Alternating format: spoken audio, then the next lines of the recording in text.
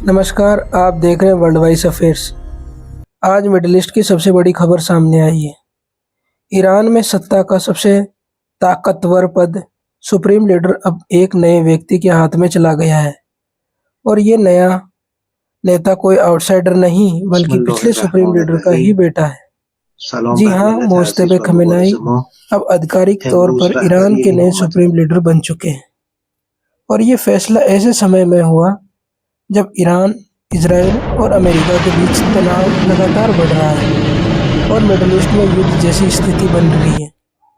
दरअसल कुछ समय पहले अयतुल्ला अली खमेनाई, जो लगभग 36 साल से ईरान के सुप्रीम लीडर थे, उनके बाद देश के सबसे ताकतवर कुर्सी खाली हो गई और तब से ईरान में सबसे बड़े सवाल यही था कि अब देश का अगला सुप्रीम लीडर कौन बनेगा, क्योंकि ईरान की पॉलिटिकल सिस्टम में असली शक्ति प्रेसिडेंट के पास नहीं बल्कि सुप्रीम लीडर के पास होती है। देश की military, foreign policy, nuclear program और सिक्योरिटी एपरेटस सब पर अंतिम निर्णय सुप्रीम लीडर का ही होता है और इसी वजह से ये फैसला ईरान ही नहीं बल्कि पूरी दुनिया के लिए बहुत महत्वपूर्ण माना जा रहा है। कुछ ही समय के अंदर ईरान की powerful clerical body assembly of experts ने एक फैसला लिया और उन्होंने चुना मोजतबे खमेनाई। अब सवाल यह है कि आखिर मोजतबे खमेनाई कौन है? मोजतबे खमेनाई लगभग 56 साल के शिया क्लेरिक हैं और सबसे महत्वपूर्ण बात यह है कि वे अली खमेनाई के दूसरे बेटे हैं। लेकिन दिलचस्प बात यह है कि उन्होंने कभी कोई इलेक्शन नहीं लड़ा, उन्होंने कोई बड़ा पब्लिक ऑफिस भी ऑफिशियली नहीं संभाला और ना ही वह आम जनता के बीच बहुत ज़्यादा पब्लिक स्पीचेस देते रहे हैं। फिर भी ईरान की पावर पॉलिटिक्स में उनका इन्फ्लुएंस काफ़ी बड़ा माना जाता है। कई रिपोर्ट्स के अनुसार पिछले कई सालों से वह ईरान के सिक्योरिटी इस्टेब्लिशमेंट और खासकर इस्लामिक रिवॉल्यूशनरी गार्ड कॉर्प्स यानी आईआरजीसी के अंदर मजबूत इन्फ्लुएंस रखते थे। आईआरजीसी ईरान की सबसे पावरफुल मिलिट्री ऑर्गेनाइजेशन मानी जाती है। इसी वजह से कई एनालिस्ट मोजतबे खमेनाई को पहले से ही शैडो प्रिंस ऑफ ईरान या शैडो लीडर भी कहते रहे हैं। लेकिन उनका सुप्रीम लीडर बनना इतना कंट्रोवर्शियल क्यों माना जा रहा है?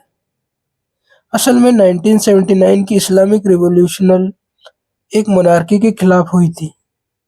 उस समय ईरान के शाह की राजशाही को हटाकर एक नया इस्लामिक रिपब्लिक सिस्टम बनाया गया था। लेकिन अब जो हुआ है उसमें सत्ता एक तरह से पिता से बेटे तक पहुंचती दिखाई दे रही है। इसी वजह से कई एक्सपर्ट कह रहे हैं कि ये ईरान की पॉलिटिक्स में डायनेस्टिक सक्सेशन जैसा मामला बन रहा है, यानी एक तरह से क्लेरिकल सिस्टम के अंदर भी एक पॉलिटिकल डायनेस्टी बनती दिखाई दे रही है। इस फैसले के बाद दुनिया भर में रिएक्शन भी तेजी से हो गए। अमेरिका के प्रेसिडेंट डोनाल्ड ट्रंप ने इस फैसले पर कड़ी प्रतिक्रिया देते हुए कहा कि मोजतबे खमेनाई का सुप्रीम लीडर बनना एक अनएक्सेप्टेबल चॉइस है। उधर इजराइल की तरफ से भी संकेत दिए गए हैं कि अगर रीजनल कॉन्फ्लिक्ट और बढ़ता है तो ईरान की लीडरशिप भी डायरेक्ट टारगेट बन सकती है। यानी साफ बात है कि मिडल ईस्ट में पहले से चल रहा तनाव अब और गहरा हो सकता है, क्योंकि मोजतबे खमेनाई ऐसे समय पर सुप्रीम लीडर बने हैं जब रीजन पहले से ही बहुत सेंसिटिव स्थिति में है। ईरान और इजराइल के बीच लगातार टकराव की खबरें आ रही है। यूएस मिलिट्री भी मिडिल ईस्ट में एक्टिव है और गल्फ कंट्रीज भी इस पूरे सिचुएशन को लेकर अलर्ट है। कई एनालिस्ट मानते हैं कि मोजतबे खमेनाई अपने पिता से भी ज़्यादा हार्डलाइन पॉलिसी अपना सकते हैं।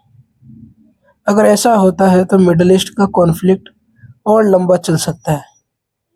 इसका असर ग्लोबल ऑयल मार्केट पर भी पड़ सकता है और दुनिया की जियोपॉलिटिक्स में भी इंस्टेबिलिटी बढ़ सकती है। यानी ईरान में ये लीडरशिप चेंज सिर्फ एक पॉलिटिकल इवेंट नहीं है, ये पूरी दुनिया की स्ट्रेटेजिक बैलेंस को प्रभावित कर सकता है। अब सबसे बड़ा सवाल यह है कि क्या मोजतबे खमेनाई अपने पिता की तरह ईरान को कई दशकों तक लीड करेंगे यह मिडल ईस्ट में चल रहा ये संघर्ष ईरान की पॉलिटिकल्स को पूरी तरह बदल देगा। आपको क्या